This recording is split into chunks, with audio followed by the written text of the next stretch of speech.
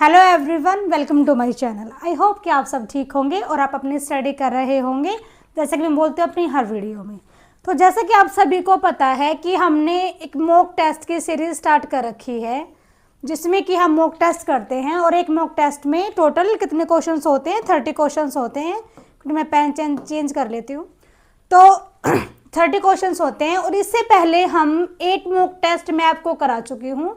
आज जो ये मॉक टेस्ट हमारा है, ये मॉक टेस्ट नंबर 9 है, जिसमें कि हम सीडीपी के ये मॉक टेस्ट हैं जो कि बहुत इंपॉर्टेंट रहते हैं ऑल टेट एग्जाम्स के लिए और पीआरटी केवीएस के लिए भी। तो आप इन सब की प्रैक्टिस कर सकते हो। मैं यहाँ पे अपनी तरफ से पूरी कोशिश कर रही हूँ कि मैं कंटेंट यहाँ पे क्वेश्चंस जो हैं वो हर टाइप के आएँ जैसे एग्जाम में पूछे जाते हैं। तो स्टार्ट करते हैं अपनी आज की वीडियो। देखिए फर्स्ट क्वेश्चन जो है वो मैचिंग का है, तो हम इसको एक बार थोड़ा अच्छे से देख लेते हैं। फर्स्ट क्वेश्चन पे यदि हम बात करें, match the learning barriers with examples, कि जो लर्निंग बैरियर्स होते हैं, जो अधिगम की जो बाधाएं होती हैं, उनको उनके एग्जाम्पल से हमको क्या करना है, मैच करना है। तो फर्स्ट इधर कॉलम ए है, इधर कॉलम बी है। ए कॉलम जो है वो क्या है, लर्निंग बैरियर्स है, और सेकेंड लर्निंग बैरियर्स के क्या है, एग्जाम्पल्स है। तो फर्स्ट है वो है physical barriers, second emotional barriers, third is social barrier and fourth is cognitive barrier. तो सामने एग्जाम्पल्स हैं, चेक कर लेते हैं। तो देखिए, poor I site and hearing problems, physical barrier ये क्या ये होते हैं। इससे पहले हम आंसर बताने से पहले हम नेक्स्ट को भी पढ़ लेते हैं। सेकेंड है फियर्स ऑफ फेलियर ऑफ और एंजाइटी, कि हमको डर रहता है कि कभी हम फेल ना हो जाए या फिर हमको एंजाइटी हो जाती है इस फियर की वजह से। थर्ड है डिस्क्रिमिनेशन और लैक ऑफ स्पोर्ट, कि हमको हमारे साथ भेदभाव रहता है और हमको क्या हो जाती है, हमको लैक ऑफ स्पोर्ट, कि हमको कोई स्पोर्ट नहीं करता तो उसकी वजह से भी हमको अपना यहाँ पे भेदभाव फील होता है। फोर्थ है लैक ऑफ अंडरस्टैंडिंग और मेमोरी इश्यूज, कि हमारे अंदर कमी आ जाती है किसकी, अंडरस्टैंडिंग की, और मेमोरी इश्यूज आने लगते हैं। तो इस साइड तो हमारे अधिगम की बाधाएं हैं, लर्निंग बैरियर्स हैं, और सेकंड हमारे क्या है, एग्जाम्पल्स है। तो देखिए जो फिजिकल बैरियर्स होते हैं, इट मीन्स क्या है कि जो हमारी बॉडी में कोई कमी हो, हमें कोई फिजिकली हमें कोई कमी हो, तो वो सब होता है। तो देखिए जो यदि हमारी पुअर आई साइट है और यदि हमें हियरिंग प्रॉब्लम्स है, तो ये कोई इमोशनल बैरियर्स में ये नहीं आता है, नहीं ये सोशल बैरियर है और ना ही ये कॉग्निटिव बैरियर है। तो ये हमारा क्या रहेगा, ये हमारा पुअर आई साइट और हियरिंग जो प्रॉब्लम्स है, ये हमारा रहेगा क्या, फिजिकल बैरियर। तो मतलब ए का क्या रहेगा हमारा, ए का रहेगा हमारा फर्स्ट।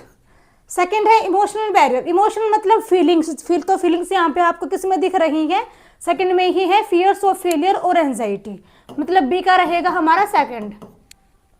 थर्ड है सोशल बैरियर, सोशल बैरियर मतलब कि जहाँ पे कुछ सोसाइटी के बारे में बात हो रही है या किसी भी पीपल्स के बारे में, हमारे आसपास के एनवायरनमेंट के बारे में, तो वो कहाँ हो रही है, ये तो है नहीं लैक ऑफ अंडरस्टैंडिंग और मेमोरी इश्यूज। तो यही है, ऑब्वियसली बात है। डिस्क्रिमिनेशन कौन करता है हमारे साथ, हमारे सोसाइटी वाले करते हैं ना, ऑब्वियसली बात है। तो इसका रहेगा सी का क्या रहेगा हमारा, थर्ड रहेगा। और लास्ट बचा हमारा कॉग्निटिव बैरियर्स, मतलब कि हमारे माइंड से रिलेटेड, हमारे कॉग्निशन से रिलेटेड जो भी कोई प्रॉब्लम रहती है, तो वो सारा हमारे किस में आएगा, कॉग्निटिव बैरियर्स में आएगा, लाइक लैक ऑफ अंडरस्टैंडिंग और मेमोरी इश्यूज। तो डी का रहेगा हमारा फोर्थ।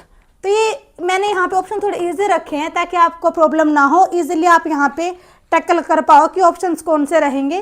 तो ये देखिए यहाँ पे कौन सा ऑप्शन यहाँ पे क्लियर आपको दिख रहा होगा, ए का सेकंड, बी का ए का फर्स्ट, बी का सेकंड और सी का थर्ड और डी का फोर्थ। तो यहाँ पे हमारा बी ऑप्शन जो है इस फर्स्ट ऑप्शन के लिए वो बिल्कुल करेक्ट रहेगा हमारा क्वेश्चन नंबर ए के लिए। नेक्स्ट चलते हैं क्वेश्चन नंबर सेकंड पे। जो क्वेश्चन नंबर सेकंड है वो भी हमारा मैचिंग का ही है। तो हम जान लेते हैं कि एजुकेशनल थिंकर्स होंगे, उनको उनके आइडिया के साथ हमको मैच करना है, कि जो हमारे शैक्षणिक जो चिंतक थे उनको उनके विचार के साथ क्या करेंगे, हम मैच करेंगे। तो ये हमारा क्वेश्चन है यहाँ पे। नेक्स्ट स्लाइड में ले लेती हूँ, एक मिनट। ये देखिए यहाँ पे फर्स्ट कॉलम आपको विजिबल है, कॉलम ए जो है ये हमारे थिंकर्स है और सेकंड ये उनके आइडियाज जो कि उन्होंने दिए हैं। तो सबसे पहले है यहाँ पे Maria Montessori, second is Mahatma Gandhi, third is Rabindranath Tagore and fourth is John Dewey. तो मारिया जो मोंटेसरी जी थी, उन्होंने एक्टिविटी बेस्ड एजुकेशन को उन्होंने इन्हेंस किया था, या फिर इन्होंने वो कहा था कि जो एजुकेशन है वो एक्टिविटी बेस्ड होनी चाहिए ताकि बच्चे इजीली हर चीज़ को समझ सके, जान सके। तो इनका जो आइडिया था वो यही था कि एक्टिविटी बेस्ड एजुकेशन बच्चों को हम दें ताकि बच्चे खुद से करके सीखें। सेकंड था महात्मा गांधी जी, तो इन्होंने दिया था बेसिक एजुकेशन, जिसको नई तालीम के नाम से भी जाना जाता है, कि इनका मानना ये था कि बच्चे कम से कम इतना तो कैपेबल हो जाएं कि बच्चे कम से कम बेसिक्स तो सीख ले, बुनियादी जो एक शिक्षा है बच्चे वो तो ले लें, इवन मतलब ज़्यादा ना पढ़े लेकिन एक बेसिक एजुकेशन तो बच्चों को पता होनी ही चाहिए। तो ये आइडिया था हमारा महात्मा गांधी जी का। थर्ड है रविंद्रनाथ टैगोर की फ्रीडम एंड नेचुरल लर्निंग, यही इनके लिए बिल्कुल करेक्ट है। इन्होंने यही कहा था कि बच्चों को इतनी फ्रीडम दी जाए, बच्चों को इतनी आज़ादी दी जाए कि बच्चे खुद से ही सीख सकें, और बच्चे खुद से एक नेचुरल लर्निंग बच्चे करें कि बच्चों को बिल्कुल खुला छोड़ दो, बच्चे अपने आप ही सीख लेंगे जो भी उनको सीखना होगा। एक हम बच्चों को ऐसा एनवायरनमेंट बना के दें और हम उस एनवायरनमेंट में बच्चों को छोड़ दें, बच्चों को बिल्कुल फ्रीडम दें कि बच्चे खुद से ही सीखें, अपने आप से ही सीखें। ये मानना था रविंद्रनाथ टैगोर जी का। डी है इसमें जॉन डेवी जी का ये मानना था कि लर्निंग बाय डूइंग, कि बच्चे खुद से करके सीखें, बच्चे खुद से लर्निंग करेंगे, जब बच्चे कुछ करेंगे तभी बच्चे सीखेंगे, उनका ये मानना था। तो यहाँ भी वही है ऑप्शंस, ए का फर्स्ट, बी का सेकंड, सी का थर्ड, डी का फोर्थ। तो देखते हैं कौन से ऑप्शन से यहाँ पे हमारा मैच हो रहा है। ये तो ये फर्स्ट से ही हमारा मैच हो रहा है, ये देखिए। तो सेकंड क्वेश्चन का यहाँ पे हमारा आंसर रहेगा, वो रहेगा ऑप्शन नंबर ए। नेक्स्ट चलते हैं क्वेश्चन नंबर थर्ड की तरफ। क्वेश्चन नंबर थर्ड देखिए, a child who faces difficulty in reading and writing में हैव, कि एक बच्चा है जिसको पढ़ने और लिखने में क्या है कठिनाई है, तो उस बच्चे को यहाँ पे क्या पॉसिबिलिटी है कि उसको यहाँ पे इनमें से कौन सी प्रॉब्लम है, ये बात है हमारे यहाँ पे। तो क्या उसको डिस्ग्राफिया है, क्या उसको डिसलेक्सिया है, या उसको ADHD है, या फिर उसको ऑटिज्म है। तो देखिए जो बच्चा डिफिकल्टी फेस करता है रीडिंग या राइटिंग में तो उसको प्रॉब्लम रहती है डिसलेक्सिया की। यदि बच्चा प्रॉब्लम फेस कर रहा है, मतलब कि बच्चा अच्छे से लिख नहीं पा रहा है, बच्चा पढ़ नहीं पा रहा है, बी को वो डी पढ़ रहा है, बी को वो डी पढ़ रहा है, तो मतलब क्या है, बच्चों को कहीं ना कहीं प्रॉब्लम है, और जो ये प्रॉब्लम है ये है उसको डिसलेक्सिया। इसके अलावा जो डिस्ग्राफिया होता है वो होता है पिक्चर से रिलेटेड, बच्चा कुछ पिक्चर ड्रॉ नहीं कर पाता है, उसको कुछ प्रॉब्लम रहती है, इशू रहते हैं, तो ये उस सब से हमारा रिलेटेड होता है। और जो ये ADHD होता है ये एक न्यूरोलॉजिकल डिसऑर्डर होता है जिसमें बच्चा हाइपर एक्टिव हो जाता है, बच्चे को कंट्रोल करना बहुत ही मुश्किल हो जाता है। और जो फोर्थ है ऑटिज्म, ये भी एक न्यूरोलॉजिकल डिसऑर्डर है जिसमें जो कि चाइल्डहुड से स्टार्ट हो जाता है, और बच्चे जो होते हैं वो मतलब अपना उनका जो बिहेवियर होता है ना वो बहुत ज़्यादा रिपीटेटिव होता है, बच्चे अच्छे से यहाँ पे अपने आप को कंट्रोल नहीं कर पाते हैं, अनकंट्रोल बच्चे हो जाते हैं, वो बच्चे जिनको ऑटिज्म नाम की बीमारी होती है वो बच्चे। तो यहाँ पे जो थर्ड क्वेश्चन है उसका आंसर रहेगा हमारा ऑप्शन नंबर बी। नेक्स्ट चलते हैं क्वेश्चन नंबर 4 की तरफ। A student with hearing impairment, एक बच्चा है जिसको हियरिंग इम्पेयरमेंट है, शुड बी टॉट थ्रू, तो उसको हम कैसे पढ़ाएंगे, जो टीचर है वो उसको कैसे पढ़ाएगा। यदि कोई बच्चा है जिसको सुनने में प्रॉब्लम है, उसको थोड़ा कम सुनता है, हो सकता है कि उसको बिल्कुल भी ना सुनता हो, तो ऐसे सिचुएशन में टीचर क्या करेंगे, तो किससे पढ़ाएंगे। तो क्या वो उसको सिर्फ ओरल इंस्ट्रक्शंस देंगे, या ऑडियो टेप्स लेके आएंगे बच्चे के लिए, या visual aids and sign language उसके लिए यूज़ करेंगे, या फिर हम उसके लिए लॉन्ग लेक्चर्स हम उसको देंगे। देखिए बच्चा कम सुनता है तो मतलब ओरल की तो हम बात ही नहीं कर सकते, क्योंकि बच्चे को जो सुनता ही नहीं है, चाहे हम उसके सामने हम कितना ही बोल के निकल जाएं तो उसको तो कोई फर्क ही नहीं पड़ने वाला ना। तो ओरल तो यहाँ पे बिल्कुल ही गलत है। नेक्स्ट भी ऑडियो है, बच्चों को जब सुन ही नहीं रहा है तो बच्चों क्या सुनेगा, ऑडियो तो उसके किसी काम की नहीं है, चाहे फिर आप कितनी ही चला लो उसके आगे, ऑडियो किसी भी काम की नहीं है वो सब। और जो फोर्थ ऑप्शन है वो लॉन्ग लेक्चर्स, वही बोलने वाला है तो बच्चा सुन ही नहीं रहा, तो बच्चा तो आप तो चाहे फिर आप कितना भी बोल लो उसके सामने। तो यहाँ पे ऑप्शन ए की बचता है visual aids and sign language. तो जो बच्चा है उसके लिए हम विजुअल एड्स का यूज़ करें, हम उसको दिखाएं चीज़ें जो हम बच्चों को सिखाना चाहते हैं, हम उससे रिलेटेड चीज़ें बच्चों को दिखाएं, और हम उसके लिए यूज़ करें साइन लैंग्वेज का, ताकि बच्चा आपके साइन से, आपके जेस्चर से, आपके बॉडी पोस्चर से बच्चा समझ सके कि आप उसको क्या कहना चाहते हो। तो एक टीचर जो है वो हियरिंग इम्पेयरमेंट बच्चे के लिए यूज करेगा क्या, visual aids and sign language. तो क्वेश्चन नंबर 4 का हमारा रहेगा option number C correct. Next चलते हैं अपने क्वेश्चन नंबर 5 पे। क्वेश्चन नंबर 5 देखिए, ये रहा, विच of the following is not a special need, इनमें से क्या है जो कि एक विशेष आवश्यकता नहीं है। तो आप जो नहीं वाले क्वेश्चन होते हैं उसके ऊपर थोड़ा सा फोकस करके चलिएगा, क्योंकि यदि हम नहीं वर्ड को हम स्किप कर देते हैं तो हमारा क्वेश्चन पूरा ही गलत हो जाता है। तो थोड़ा सा यहाँ पे फोकस कीजिएगा, हमसे नहीं पूछा गया है। तो देखिए वो हमसे पूछ रहा है कौन सा नहीं है यहाँ पे, स्पेशल नीड्स। स्पेशल नीड्स क्या होती है, कोई बच्चा जिसको चलने में प्रॉब्लम है तो उसको किस चीज़ की नीड है कि कोई उसको सपोर्ट करके चला दे। कोई बच्चे को कम दिखता है तो बच्चे को उस टाइम पे क्या नीड है कि मेरे को अच्छे से दिख नहीं रहा है तो प्लीज़ आप मेरे लिए कुछ कीजिए, दैट इज स्पेशल नीड। तो ऐसे ही मतलब हर अलग अलग टाइप की जो स्पेशल नीड्स बच्चों को होती है, तो हमको यहाँ पे बताने की कौन सी नहीं है। तो फर्स्ट है विजुअल इम्पेयरमेंट, जो बच्चा कम दिखता है विजुअली उसको, तो ये तो एक प्रॉब्लम है ना, स्पेशल नीड यहाँ पे नीड हमको होगी। नेक्स्ट है डिसकैल्कुलिया, तो यहाँ पे बच्चों को यहाँ पे नीड होगी, क्योंकि ये जो होता है इसका मतलब क्या होता है कि ये एक गणना संबंधी विकार है कि बच्चे को मैथ की प्रॉब्लम रहेगी, वो कैलकुलेशन नहीं कर पाएगा, उसको प्रॉब्लम रहती है कैलकुलेशन में। ये एक न्यूरोलॉजिकल डिसऑर्डर है ये भी, कि बच्चा अच्छे से कैलकुलेशन नहीं कर पाता है। थर्ड है नॉर्मल क्यूरियोसिटी, कि सामान्य जिज्ञासा। देखिए, और फोर्थ ऑप्शन क्या है, ADHD। देखिए ये भी थोड़ी देर पहले मैंने आपको बताया था कि ये एक न्यूरोलॉजिकल डिसऑर्डर है जिसमें जो बच्चा है वो हाइपर एक्टिव हो जाता है, वो अपने आप को कंट्रोल नहीं कर पाता, अपनी बॉडी को, अपने बिहेवियर को। तो यहाँ पे बच्चों को स्पेशल नीड की यहाँ पे बच्चों क्या होगी, आवश्यकता होगी। यहाँ पे भी होगी, यहाँ पे भी होगी, यहाँ पे भी होगी, लेकिन यहाँ पे उसको नहीं होगी, क्योंकि यहाँ पे बात की गई नॉर्मल क्यूरियोसिटी कि बच्चे की जिज्ञासा है, जो क्या है वो भी नॉर्मल ही है। तो यदि कोई चीज़ नॉर्मल ही है तो हमको वहाँ पे स्पेशल नीड की हमको यहाँ पे कोई भी नीड नहीं है। तो यहाँ पे जो फिफ्थ क्वेश्चन के लिए जो हमारा आंसर होगा वो बिल्कुल ठीक होगा, सी ऑप्शन। नेक्स्ट चलते हैं क्वेश्चन नंबर 6 पे। एन इंक्लूसिव टीचर शुड, एक समावेशी शिक्षक है, मतलब समावेशी शिक्षक इन द सेंस मतलब कि एक टीचर जिसकी क्लास में हर तरीके का बच्चा बैठा है, चाहे वो विजुअली इम्पेयर्ड हो, चाहे वो गरीब हो, चाहे वो अमीर हो, चाहे वो एक अच्छे बैकग्राउंड से आता हो, चाहे फिर वो किसी भी कास्ट का हो। एक इंक्लूसिव क्लास क्या होती है जिसमें हर भेदभाव को भूल के सब बच्चों एक जगह पे बिठा के सबको इक्वली अपॉर्चुनिटीज दी जाती है सीखने के लिए, लर्निंग के लिए। तो ये होती है इंक्लूसिव एजुकेशन। तो यही इंक्लूसिव एक टीचर है जो कि इंक्लूसिव क्लासरूम में पढ़ा रहा है, तो उस टाइम पे उस टीचर को क्या करना चाहिए, तो ये क्वेश्चन है हमारा। तो क्या वो इग्नोर स्पेशल चाइल्ड, क्या वो इग्नोर करेगा स्पेशल चाइल्ड को? Second, treat all learners with respect and equality. Third option is focus only on bright students, separate weak students. तो देखिए यहाँ पे हम नेगेटिव सेंस वाले को तो हम यहाँ पे छोड़ के चलेंगे, क्योंकि हम यहाँ पे इंक्लूसिव टीचर की बात कर रहे हैं। आपको यहाँ ऑप्शन पढ़ के पता चल गया होगा कि इसका आंसर करेक्ट कौन सा रहेगा।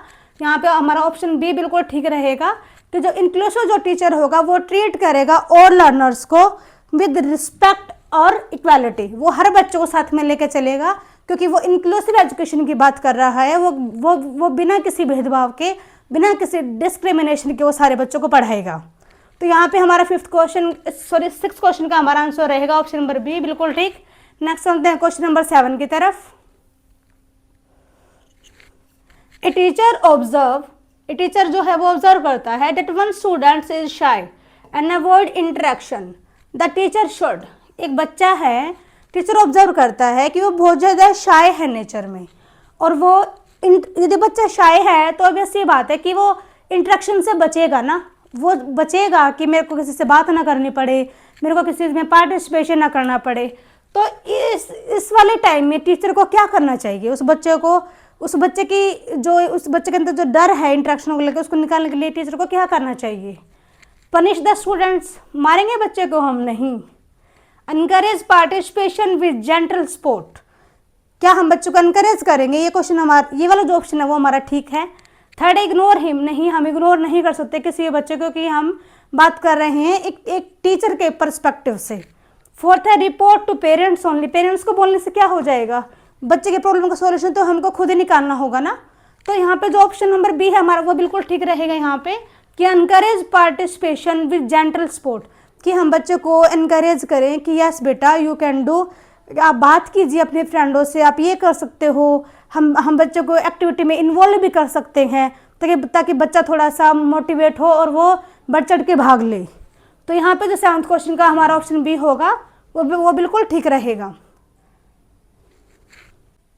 अब करते हैं हम नेक्स्ट 8th क्वेश्चन। ए गिफ्टेड चाइल्ड, एक जो चाइल्ड जो गिफ्टेड है, तो हम क्या देखिए कि गिफ्टेड चाइल्ड क्या है, क्या उसको नीड है स्पेशल अपॉर्चुनिटीज़ फॉर इनरिचमेंट की, कि हम उसको स्पेशल अपॉर्चुनिटीज़ दें कि वो अपनी जो उसकी नीड्स हैं या फिर जो उसको अपॉर्चुनिटीज़ है वो उसको और ज़्यादा इन्हेंस कर सके।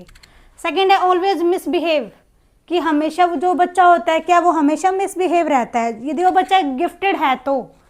थर्ड है should be treated like average child, क्या हम उसको ट्रीट करेंगे हमेशा कि वो एक एवरेज चाइल्ड है। और फोर्थ ऑप्शन है नीड पनिशमेंट, क्या हम गिफ्टेड चाइल्ड को हम पनिश करेंगे, उसको नीड है कि हम उसको पनिश करें। तो ये ऑप्शन ये दो वाला और ये बी वाला बिल्कुल ही गलत है। ऑप्शन ए यहाँ पे बिल्कुल ठीक रहेगा कि जो गिफ्टेड चाइल्ड है उसको स्पेशल अपॉर्चुनिटीज की नीड है कि वो अपने आप को और ज़्यादा वो इनरिच कर सके, अपने आप को वो और ज़्यादा अगले वाले लेवल के लिए वो अपने आप को रेडी कर सके। क्वेश्चन नंबर 8 के लिए हमारा यहाँ पे ऑप्शन नंबर ए बिल्कुल ठीक होगा। नेक्स्ट चलते हैं अपने क्वेश्चन नंबर 9 पे। The aim of education is, कि स्पेशल एजुकेशन का एम क्या होता है, ये क्वेश्चन है हमारा नेक्स्ट। कि जो स्पेशल एजुकेशन है क्या वो सेपरेट करेगी एजुकेशन ऑफ डिसेबल्ड को, कि अलग से शिक्षा दे हम जो बच्चे स्पेशल चाइल्ड है उनको, तो ऐसा नहीं है, ऐसा नहीं होता स्पेशल एजुकेशन में। Support and adopt teaching for differently abled, कि जो बच्चे हैं उनको सपोर्ट करें, जो बच्चे डिफरेंटली एबल्ड हैं उसको हम सपोर्ट करें और हम उनको अडॉप्ट करें उनके लिए टीचिंग को अलग से। नेक्स्ट लोअरिंग स्टैंडर्ड, क्या हम उनके स्टैंडर्ड को लो करेंगे यदि बच्चे स्पेशल चाइल्ड है तो, नहीं। अवॉइडिंग इंक्लूसन, कि हम उनको अलग से बिठाएं, हम उनको इकट्ठा ना बिठा के हम उनको अलग से बिठाएं, तो नहीं, सेपरेशन नहीं चाहिए, ये तो बिल्कुल भी नहीं है। और ये वाले भी गलत है हमारा और ये वाले भी गलत है, सिर्फ ऑप्शन बी ही हमारे यहाँ पे करेक्ट है। Support and adopt teaching for differently abled, कि जो बच्चे हैं जो कि जिनको नीड है स्पेशल एजुकेशन की, स्पेशल एजुकेशन मतलब in the sense special need उनको चाहिए क्योंकि उनमें कुछ डिसेबिलिटी है, तो इसलिए उनको क्या चाहिए, उनको चाहिए special need special education. Question number 9 का हमारे यहाँ पे ऑप्शन बी बिल्कुल ठीक रहेगा। नेक्स्ट चलते हैं क्वेश्चन नंबर 10 पे। 10 जो क्वेश्चन है वो यहाँ पे फुल फॉर्म है कि ADHD की फुल फॉर्म क्या होती है। जो हमने थोड़ी देर पहले हमने बात की थी कि ADHD एक न्यूरोलॉजिकल डिसऑर्डर होता है, तो वो उसी की यहाँ पे हमसे फुल फॉर्म पूछी गई है। तो देखिए जो ADHD की जो फुल फॉर्म होती है वो होती है attention deficit hyper activity disorder. तो इसका यहाँ पे जो ए ऑप्शन है हमारा यही बिल्कुल ठीक है। मैं यहाँ पे और बाकी ऑप्शंस रीड नहीं कर रही हूँ क्योंकि हमको ये तो बिल्कुल स्ट्रेट फॉरवर्ड ही आंसर है हमारे, इसी वजह से। तो यहाँ पे जो ए ऑप्शन वो हमारा ठीक रहेगा ADHD के लिए। हिंदी में यदि हम ध्यान करें तो ध्यान अभाव अतिस्क्रियता विकार, attention deficit hyper active disorder ये होता है। जो बच्चा होता है वो अपने आप को कंट्रोल नहीं कर पाता है, वो हाइपर हो जाता है हर छोटी छोटी बात पे। उसका बिहेवियर रहेगा, जो उसका बॉडी पोस्चर रहेगा, वो हाइपर एक्टिविटी हमको उसको देखने में मिलेगी। Next question number 11। The main role of a resource teacher in an inclusive school is, कि जो इंक्लूसिव जो स्कूल है उसमें मेन रोल क्या होता है एक टीचर का। टू हैंडल एडमिनिस्ट्रेशन, नहीं, एक टीचर जो है वो उसका एक काम थोड़ी ना होता है कि वो हैंडल करे जो प्रशासनिक जो कार्य हों उन सबको। या फिर टू डिसिप्लिन चिल्ड्रन, क्या वो बच्चों को सिर्फ डिसिप्लिन का ही पाठ पढ़ाता रहे, नहीं। थर्ड टू कंडक्ट एग्जाम्स ले, वो एक अलग बात है। To assist children with special needs, यदि हम बात करें इंक्लूसिव स्कूल की तो जो टीचर जो होगा वो हर बच्चा, चाहे वो स्पेशल चाइल्ड हो, वो हर बच्चे को उसकी नीड के अकॉर्डिंग वो उस बच्चे को असिस्ट करेगा, उस बच्चे की वो सहायता करेगा, उसकी हेल्प करेगा कि ताकि हर बच्चा अपने लेवल का मतलब सीख सके एक टीचर से। तो जो क्वेश्चन नंबर 11 था उसका ऑप्शन हमारा डी यहाँ पे बिल्कुल ठीक होगा। नेक्स्ट चलते हैं क्वेश्चन नंबर 12 पे। A visually impaired child learns best through. A visually impaired बच्चा है तो वो किस तरीके से ज़्यादा अच्छा सीख सकता है, ये हमारा क्वेश्चन है। तो देखिए ऑप्शंस यहाँ पे मैं आपके सामने ले रही हूँ इस वाले क्वेश्चन के। एक विजुअली इम्पेयर्ड बच्चा है, तो विजुअली इम्पेयर्ड बच्चा है तो क्या वो ऑडियो एड्स एंड टच से सीखेगा वो बच्चा, या फिर वो रिटर्न नोट्स से सीखेगा, या फिर वॉचिंग डिमॉन्स्ट्रेशन, हम उसको कुछ करके दिखाएंगे, प्रदर्शन करके हम बच्चों को दिखाएंगे। और फोर्थ है रीडिंग फ्रॉम बुक्स, क्या वो बच्चा रीडिंग बुक से सीखेगा। तो देखिए यदि बच्चा विजुअली इम्पेयर्ड है, बच्चा देख नहीं सकता, तो बच्चा कैसे पढ़ेगा रिटर्न नोट्स को, नहीं पढ़ पाएगा ना। और हम कुछ उस बच्चे के सामने को हम कुछ परफॉर्म करके दिखाएंगे तो वो भी बच्चा नहीं देख पाएगा। फोर्थ है रीडिंग फ्रॉम बुक्स, कि वो बुक से कैसे पढ़ेगा यदि वो देख ही नहीं सकता। तो ऑप्शन ए ही बिल्कुल ठीक है, ऑडियो एड्स एंड टच, कि हम बच्चे के लिए ब्रेल जो लिपि होती है उसका हम यूज़ करें कि बच्चा उसको टच करके बच्चा सीख सके और बच्चा अपने कानों से सुन के सीख सके। तो इसलिए हम उसके लिए यूज़ करेंगे audio aids and touch type, मतलब कि ब्रेली जो लिपि होती है उसका हम प्रयोग करेंगे बच्चों को सिखाने के लिए। तो क्वेश्चन नंबर 12 का हमारा ए ऑप्शन बिल्कुल ठीक रहेगा। नेक्स्ट चलते हैं क्वेश्चन नंबर 13 पे। 13 जो क्वेश्चन है ये है inclusive education. Inclusive education is based on the principle of, कि कौन से प्रिंसिपल पे काम करती है जो समावेशी शिक्षा होती है वो, ये क्वेश्चन है हमारा। क्या ये सेग्रीगेशन पे बात करती है, क्या ये डिस्क्रिमिनेशन पे बात करती है, या फिर इक्वालिटी एंड पार्टिसिपेशन पे और कंपटीशन पे। तो देखिए यहाँ पे ऑप्शन पढ़ के होगा, अब आपको पता चल गया होगा कि ऑप्शन नंबर सी हमारे यहाँ पे बिल्कुल ठीक है, क्योंकि यदि हम बात करते हैं समावेशी शिक्षा की तो इसमें भेदभाव नाम की कोई भी चीज़ नहीं होती है, हम किसी बच्चों को यहाँ पे अलग नहीं कर सकते हैं, और यहाँ पे कंपटीशन की बात भी कुछ नहीं होती है। तो सिर्फ इक्वालिटी की और पार्टिसिपेशन की इसमें बात की जाती है कि हर बच्चा बढ़ चढ़कर भाग ले और हर बच्चा अच्छे से सीखे। तो क्वेश्चन नंबर 13 का यहाँ पे ऑप्शन नंबर सी बिल्कुल ठीक है। नेक्स्ट चलते हैं क्वेश्चन नंबर 14 पे। क्वेश्चन नंबर 14 कि करिकुलम की बात कर रहे हैं हम इंक्लूसिव क्लासरूम में, कि करिकुलम जो है वो कैसा होना चाहिए, क्या वो रिग्ड एंड यूनिफॉर्म होना चाहिए, बहुत ज़्यादा कठोर और एक रूप सब बच्चों के लिए एक जैसा ही। सेकंड है फ्लेक्सिबल एंड नीड बेस्ड, बच्चों की नीड के अकॉर्डिंग होना चाहिए और हम उसमें चेंज भी कर सकें, वो फ्लेक्सिबल होना चाहिए। थर्ड है सेपरेट फॉर ईच चाइल्ड, हर बच्चे के लिए अलग से होना चाहिए। या फिर same for all without change, सब बच्चों के लिए एक जैसा, चाहे तुमको कुछ आए चाहे फिर नहीं आए। ये बात तो गलत है ना, ऐसा नहीं होना चाहिए। तो जो करिकुलम है वो फ्लेक्सिबल होना चाहिए और अकॉर्डिंग टू नीड होना चाहिए, बच्चों की नीड कैसी है, क्या इसको बच्चे सीख पाएंगे नहीं सीख पाएंगे। तो यदि कुछ भी मतलब कुछ डिफिकल्ट आ जाता है तो टीचर उसमें अपने अकॉर्डिंगली कुछ चेंज करके बच्चों को समझा दे, इतनी तो फ्लेक्सिबिलिटी उसमें होनी ही चाहिए हमारे करिकुलम में। तो यहाँ पे जो ऑप्शन नंबर बी है वो बिल्कुल ठीक रहेगा, flexible and need based, question number 14 के लिए। नेक्स्ट चलते हैं क्वेश्चन नंबर 15 पे।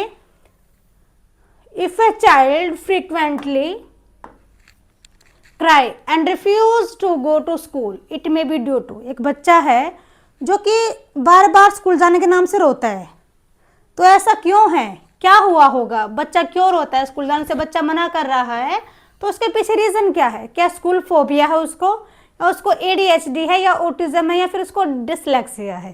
तो देखिए जो तीनों जो ऑप्शन है ये तो हमारे क्या हैं, ये न्यूरोलॉजिकल हमारे डिसऑर्डर हैं। तो ये यहाँ पे बच्चे को कुछ भी नहीं है, ये है सिर्फ उसका स्कूल फोबिया, कैसा कुछ हुआ होगा, किसी टीचर से डर गया होगा, या फिर कोई इंसिडेंट होगा जो उसके माइंड में बिल्कुल सेट हो गया है कि मेरे को तो स्कूल जाना ही नहीं है। तो ये क्या है, ये फोबिया है कि उसको माइंड में बिल्कुल फोबिया सेट हो गया, एक डर जो होता है, एक फियर उसके दिमाग में बिल्कुल सेट हो गया है कि मेरे को स्कूल नहीं जाना है। तो स्कूल फोबिया है, इसको धीरे धीरे यदि टीचर चाहें तो उसको कम कर सकते हैं with the help of parents also. तो ये कम होगा तब बच्चा धीरे धीरे स्कूल में जाना स्टार्ट कर देगा, इसमें टाइम लगता है फोबिया को निकालने में। नेक्स्ट चलते हैं क्वेश्चन नंबर 16 पे।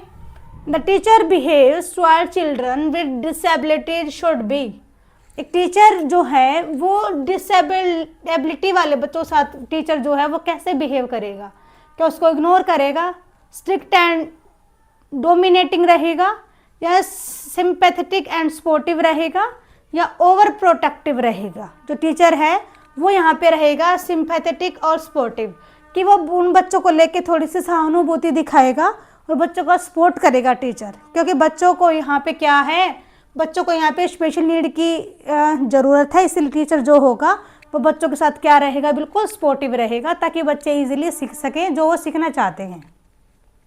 तो क्वेश्चन नंबर 16 का यहाँ पे हमारा ऑप्शन नंबर सी बिल्कुल ठीक रहेगा। नेक्स्ट चलते हैं अपने क्वेश्चन नंबर 17 पे।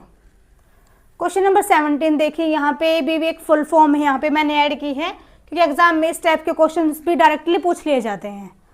तो क्वेश्चन नंबर 17 का जो हमारा क्वेश्चन है वो है the term IEP in special education stand for. जो IEP होता है उसकी फुल फॉर्म क्या होती है? तो देखिए, जो इसकी जो फुल फॉर्म है वो रहेगी इंडिविजुअल एजुकेशन प्रोग्राम, कि इंडिविजुअल हम बच्चों को पढ़ाएं। तो जो ये वाला जो प्लान है स्पेशल एजुकेशन में, इसको यूज़ किया जाता है डिसेबल्ड बच्चों के लिए, ताकि हम उनके लिए एक एजुकेशनल प्लान हम डिज़ाइन कर सके, जो टीचर है कि वो स्पेशल नीड वाले बच्चों को हम अच्छे से पढ़ा सके और इंडिविजुअलाइज करके पढ़ा सके, कि सब एक बच्चे पे हम फोकस करें, उसको हम अच्छे से पढ़ाएं। तो एक ऐसा प्रोग्राम है ये जिसको हम यूज़ करेंगे स्पेशल नीड वाले बच्चों के लिए। तो ये है हमारा क्वेश्चन नंबर 17, जिसका आंसर रहेगा ए हमारा बिल्कुल ठीक। नेक्स्ट चलते हैं क्वेश्चन नंबर 18 की तरफ। Next question number 18, the best way to handle slow learners, कि स्लो लर्नर्स है हमारे क्लास में, तो हम उनको कैसे हैंडल करेंगे, उसके लिए बेस्ट वे क्या होगा? तो giving more practice and patience के साथ हम उसको बच्चों को टाइम देंगे कि आप प्रैक्टिस ज़्यादा कीजिए, फिर या फिर हम उनको इग्नोर करेंगे, कंपेयरिंग विद अदर्स, या गिविंग पनिशमेंट। तो लास्ट वाले 3 ऑप्शन जो है वो बिल्कुल गलत है। ऑप्शन ए यहाँ पे बिल्कुल ठीक है, giving more practice and patience, कि हम धैर्य बनाए रखें और बच्चों को कहें कि धीरे धीरे आप में इम्प्रूवमेंट आ रही है, यस यू कैन डू, आप कर सकते हो। तो इस वाले तरीके से जो बच्चे हैं वो अच्छे से सीख जाएंगे, जो स्लो लर्नर्स है वो। तो क्वेश्चन नंबर 18 का ए जो ऑप्शन है वो हमारा यहाँ पे बिल्कुल ठीक रहेगा। नेक्स्ट चलते हैं क्वेश्चन नंबर 19 की तरफ। Which of the following help in emotional adjustment of children, कि इनमें से कौन सा तरीका है जो बच्चों को इमोशनली एडजस्टमेंट के लिए हेल्प करेगा? तो क्या रिजेक्शन बच्चों की हेल्प कर सकता है? नहीं कर सकता है। एनकरेजमेंट एंड एक्सेप्टेंस, ये हो सकता है हमारा आंसर, और यही हमारा आंसर है। नेक्स्ट, हम बच्चों को निगलेक्ट करेंगे और हम बच्चों की कंपैरिजन करेंगे, तो नहीं। इन सब से बच्चा जो है उसको इमोशनली, वो बच्चा जो होता है वो इमोशनली क्या हो जाता है, यहाँ पे डिस्टर्ब हो जाता है इन तीनों तरीकों से। तो यहाँ पे जो बिल्कुल ठीक तरीका है वो ये वाला है कि हम बच्चों को एनकरेज करें कि यस यू कैन डू, आप कर सकते हो, ताकि बच्चों को थोड़ा सा मोटिवेशन मिले, और हम उसको एक्सेप्टेंस दे, स्वीकारते दे कि आपने जो किया आपने ठीक किया, yes you are right here. तो यहाँ पे जो क्वेश्चन नंबर 19 उसका आंसर यहाँ पे बी ऑप्शन बिल्कुल ठीक रहेगा। नेक्स्ट चलते हैं क्वेश्चन नंबर 20 की तरफ। क्वेश्चन नंबर 20 देखिए, the primary role of a teacher in classroom is, जो कक्षा में जो शिक्षक की जो भूमिका है वो मुख्य भूमिका क्या होती है? टू कंट्रोल स्टूडेंट्स, क्या हम स्टूडेंट को कंट्रोल करने के लिए टीचर होता है? सिर्फ नहीं। To deliver lectures only, lecture देने के लिए बुलाया जाता है क्या टीचर को? सिर्फ नहीं।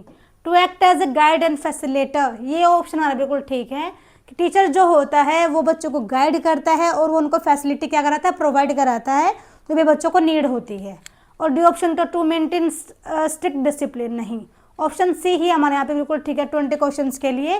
जो टीचर है वो एज ए गाइड, उसका काम होता है कि वो बच्चों को गाइड करे, बच्चों को वो डायरेक्शंस दे, एज ए डायरेक्टर वो बच्चों को सिखाए चीज़ों को, और बच्चों को वो फैसिलिटी प्रोवाइड करे as a role of facilitator. तो क्वेश्चन नंबर 20 का option number C is correct है। नेक्स्ट चलते हैं क्वेश्चन नंबर 21 की तरफ। 21 क्वेश्चन है, विच of the following help in creating a positive classroom environment, कि इनमें से क्या तरीका है जो कि पॉजिटिव क्लासरूम के लिए यहाँ पे उसको क्रिएट कर सकता है? कौन सा तरीका इनमें से बेस्ट है? तो फियर एंड पनिशमेंट तो नहीं हो सकता है, टीचर डोमिनेंस भी नहीं होगा, कंपटीशन ओनली भी नहीं होगा। तो ऑप्शन बी ही यहाँ पे ठीक होगा, म्यूचुअल रिस्पेक्ट एंड कोऑपरेशन, कि जो टीचर है जो बच्चे हैं वो आपस में एक दूसरे क्या करें, रिस्पेक्ट करें, और क्या करें, साथ में कोऑपरेशन दिखाएं और साथ मिलके काम करें। मतलब यदि हम एज ए टीम काम करेंगे तो अच्छा काम होगा और कोऑपरेशन भी बढ़ेगा और एक अच्छा क्लासरूम एनवायरनमेंट यहाँ पे हमारा क्रिएट हो जाएगा। तो क्वेश्चन नंबर 20 का option number B is correct है। नेक्स्ट चलते हैं क्वेश्चन नंबर 22 की तरफ। Which of the following is most essential for effective teaching, effective teaching के लिए क्या अच्छा है?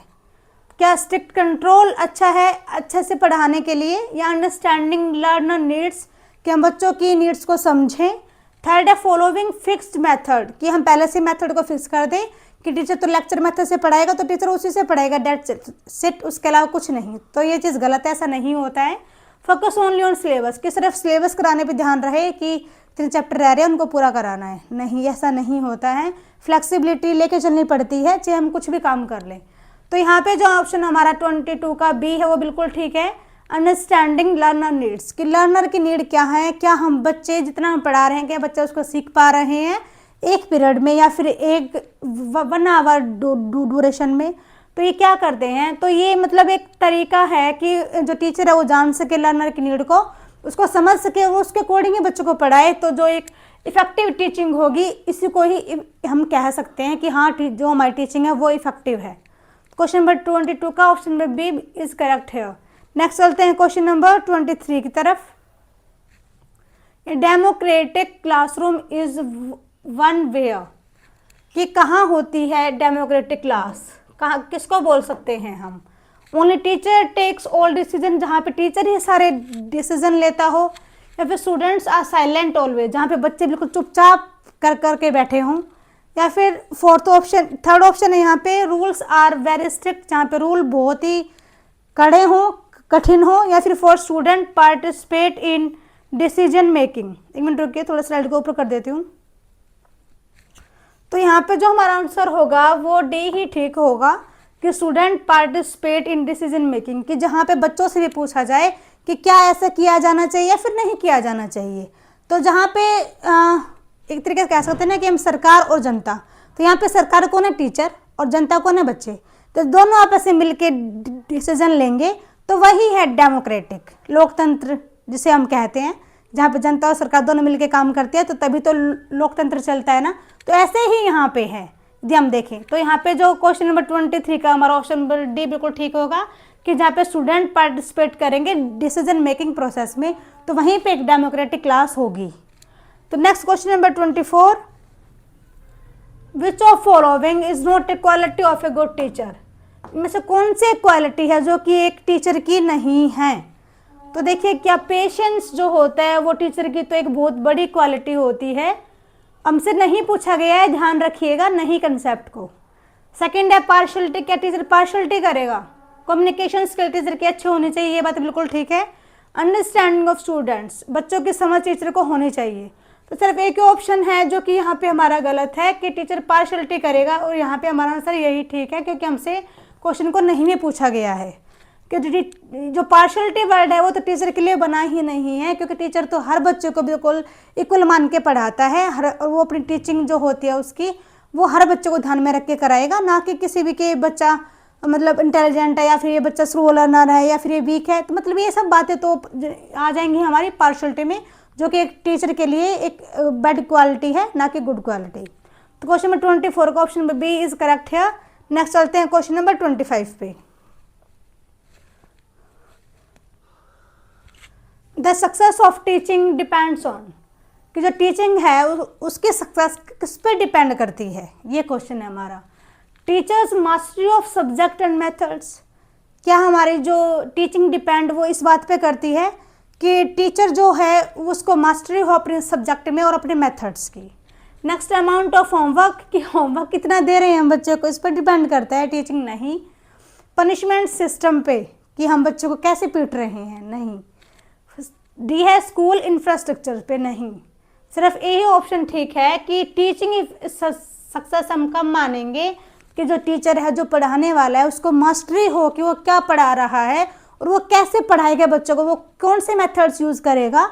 तो इन सब पे डिपेंड करती है। फर्स्ट थिंग्स क्या कि टीचर को मास्टरी हो अपने सब्जेक्ट पे जो वो पढ़ाना चाह रहा है, और सेकंड इसको ये पता हो कि मेरे को कैसे पढ़ाना है। दोनों ही चीज़ें टीचर को पता है, तो ऑब्वियस ये बात है कि जो टीचिंग जो होगी वो बिल्कुल बेस्ट होगी, बिल्कुल परफेक्ट होगी। तो यहाँ पे 25 के लिए हमारा ए बिल्कुल ठीक है, teaching mastery of subject and methods. Next चलते हैं क्वेश्चन नंबर 26 पे। The first step in teaching learning process is, तो हम बात करें टीचिंग लर्निंग प्रोसेस की तो उसमें सबसे पहला स्टेप हमारा कौन सा होता है, ये क्वेश्चन है हमारा। तो देखिए फर्स्ट स्टेप है हमारा प्रेजेंटेशन, क्या हम प्रस्तुतिकरण कैसे कर रहे हैं, अपने आप को हम कैसे प्रेजेंट कर रहे हैं। सेकंड है कि हम मूल्यांकन कैसे करेंगे। थर्ड है कि प्लानिंग क्या होनी चाहिए, क्या कैसे हम पढ़ाएंगे बच्चों को। और फोर्थ है हमारा डायग्नोसिस, कि हम कैसे बच्चों का निदान करेंगे। तो यहाँ पे हमारा जो ऑप्शन रहेगा वो सी बिल्कुल ठीक रहेगा कि हम पढ़ाने से पहले हम प्लानिंग करते हैं। कोई भी काम हमको यदि करना होता है, इवन यदि हमको कोई घर पे भी काम होता है, हमको कहीं स्कूल में काम होता है, कहीं पे भी काम, ऑफिस में काम होता है, तो सबसे पहले हम क्या करते हैं, हम करते हैं प्लानिंग कि हमको कैसे ये काम करना है।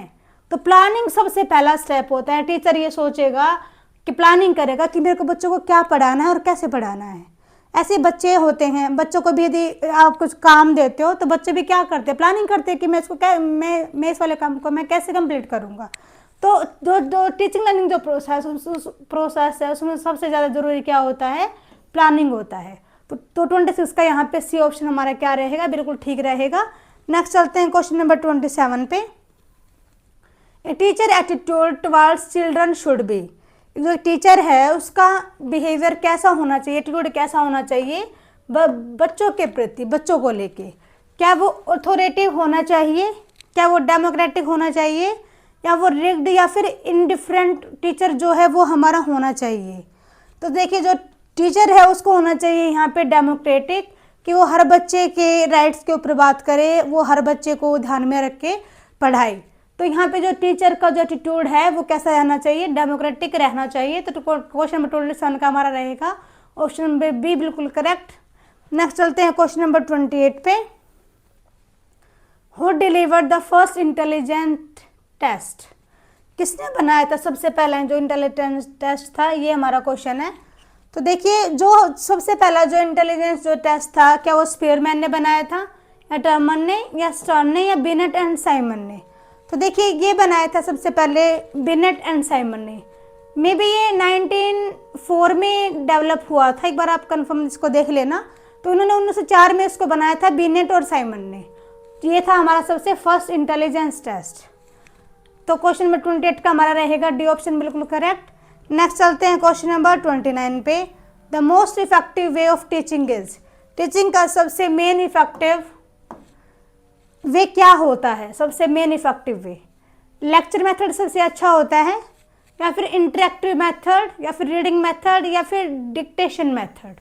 तो देखिए यदि हम बात करें most effective way of teaching की, तो सबसे अच्छा जो तरीका होता है वो होता है क्या, इंटरेक्टिव, कि जहाँ पे बच्चे और टीचर आपस में इंटरेक्शन करें, बातों की डिस्कशन हो, टॉपिक के बारे में भी डिस्कशन हो, वहीं पे होगा इंटरेक्टिव मेथड।